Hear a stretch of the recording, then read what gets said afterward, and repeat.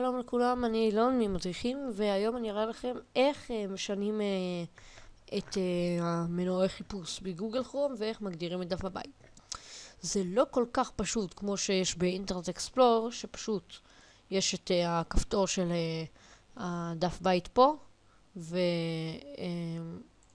ולוחצים על זה, מקש ימני, ואפשר לבחור add או change זה, ככה. אז לא ככה. בגוגל כרום זה טיפה שונה. בשביל להגדיר את המנועי חיפוש או את הדף בית, אז לוחצים פה על השלושה קווים האלה, שזה בעצם כל האפשרויות של גוגל כרום, של גוגל כרום עצמו, לא של הדפים, אלא של הדפדפן. נכנסים להגדרות, או באנגלית settings,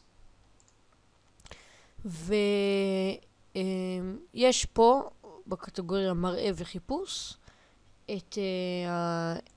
את כל האפשרויות של הדף בית. יש פה את האפשרות הצג לחצן דף הבית, שזה בעצם זה. אם זה לא מסומן לכם, אני ממליץ לכם לסמן, בגלל זה מאוד עוזר. אם אתם באיזשהו דף אתם רוצים ללכת לדף הבית בלי לחזור אחורה או לכתוב גוגל, אז אתם יכולים ללחוץ פה, וזה פשוט מכניס אתכם לדף הבית. אז אתם לוחצים על זה. אם זה לא מסומן אתם לוחצים על זה, ואז מופיע לכם פה הדבר הזה,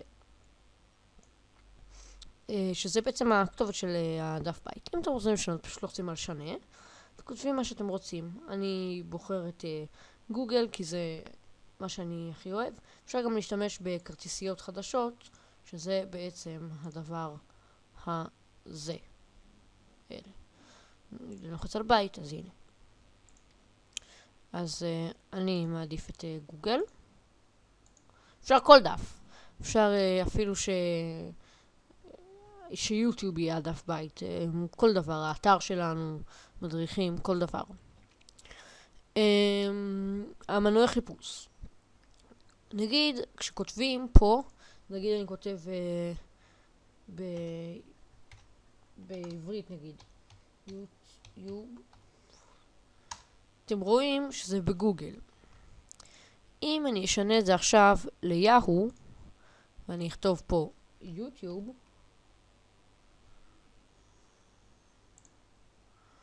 אז זה ייכנס לי ביהו, כמו שאתם רואים. אז תבחרו מה שאתם רוצים, אסק, בינג, וואלה, ווב סרצ'. אני מעדיף את גוגל. ובעצם עכשיו הדף בית שלכם הוא גוגל, והחיפוש פה למעלה יהיה גם של גוגל, שזה לדעתי הכי נוח. אז אין כפתור שמירה, אין כלום, פשוט לוחצים X כאן וזהו. בעצם הכל מסודר.